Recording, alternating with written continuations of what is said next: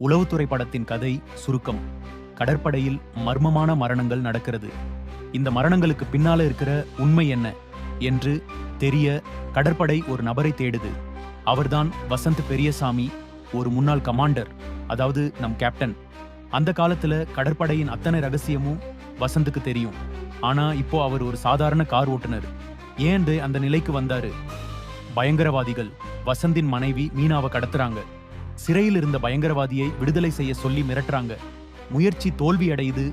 மீனா கொல்லப்படுறாங்க. பின்னாடி தெரிஞ்சது என்னன்னா, இந்த திட்டத்துக்கு சில ஊழல் அதிகாரிகள் உள்ளார்கள். வசந்த் கஷ்டப்பட்டு நடத்திய ஒண்ணுமே பயனில்லை. அதனால சிறைக்கு போறாரு. சிறையிலிருந்து வெளிவந்த பிறகு கிருஷ்ணமூர்த்தியின் பேர்ல வாழ்றாரு. தன் மகளுக்காக மட்டும்தான் வாழும் ஒரு அமைதியான நபர் போல தெரியும். ஆனா உள்ளுக்குள்ள உள்ள அந்த உளவுத்துறை வீரன் தூங்கல. இந்த நேரத்துல தான் நாட்டில் மீண்டும் பயங்கரவாத அச்சுறுத்தல்.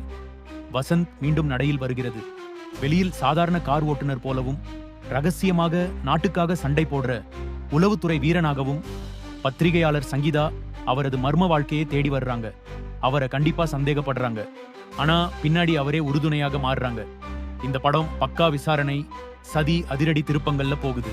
உளவுத்துறை ஒரு அண்டர் ரேட்டட் ஆக்ஷன் த்ரில்லர். இந்த படத்துல விஜயகாந்த் ஒரு உண்மையான வீரனாக வாழ்ந்திருப்பார். இது ஒரு என்டர்டெய்னர் மட்டும் இல்ல, அது தேசபக்தியையும் உயிர் தியாகத்தையும் பேசுற படம். நீங்கள இந்த படம் பார்த்ததுண்டா? உங்க ஃபேவரட் சீன் என்ன? கமெண்ட்ல சொல்லுங்க. இது போன்ற மேலும் பல தமிழ் ஆக்ஷன் பட கதை விவரங்களுக்கு சேனலை சப்ஸ்கிரைப் பண்ணுங்க. பெல்